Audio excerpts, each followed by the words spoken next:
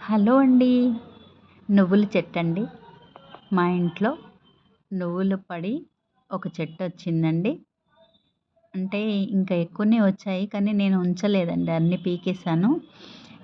ఎందుకో ఒక చెట్టు ఉంచాను. కానీ ఎన్ని కాయలంటే ఒక చెట్టుకే 100 కాయలండి.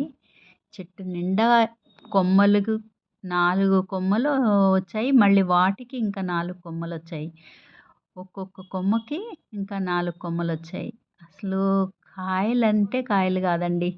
ఇన్ని నువ్వులు మనకి తీసుకోవచ్చు అని ఇప్పుడు అర్థమైందండి. ఏదో పొరపాటున పడిన నువ్వులు ఇలా మొక్క వచ్చే ఉండటం వల్ల నాకు అర్థమైందనమాట. మనం ఇంట్లో టెర్రస్ పైన నువ్వులు కూడా పండించుకోవచ్చు ఈజీగా అని అర్థమైందండి. ఎవరైనా కూడా కావాలనుకున్న వాళ్ళకి ఇదొక బెస్ట్ ఆప్షన్ అండి. ఎంతో మనకి అవసరం కదండి ఇంట్లో నువ్వులు వాడుకోవటానికి. ఇది మీరు కూడా ట్రై చేసి చూడండి. నువ్వులు వేసి ఈజీగా, చాలా ఈజీగా పెరుగుతుంది. అంటే నేను వేసింది ఇది నల్ల నువ్వులు. ఇంకా మనం ఏ నువ్వులు వేసినా కూడా ఇలాగే వస్తాయండి.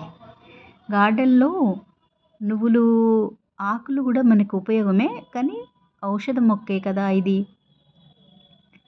ఇది మనకి చాలా ఉపయోగమని నాకు అర్థమైంది అండి.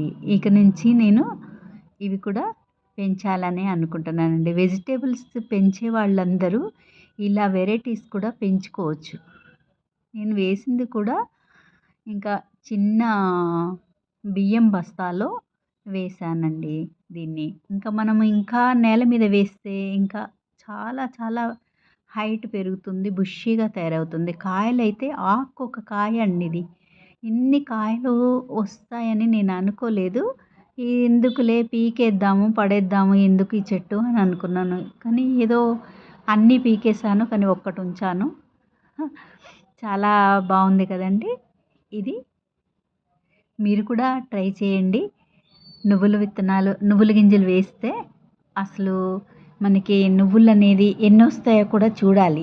మొత్తం కట్ చేసిన తర్వాత, ఎండిన తర్వాత నువ్వులు ఎన్ని వస్తాయో ట్రై చేస్తాను. బై అండి. Thank you.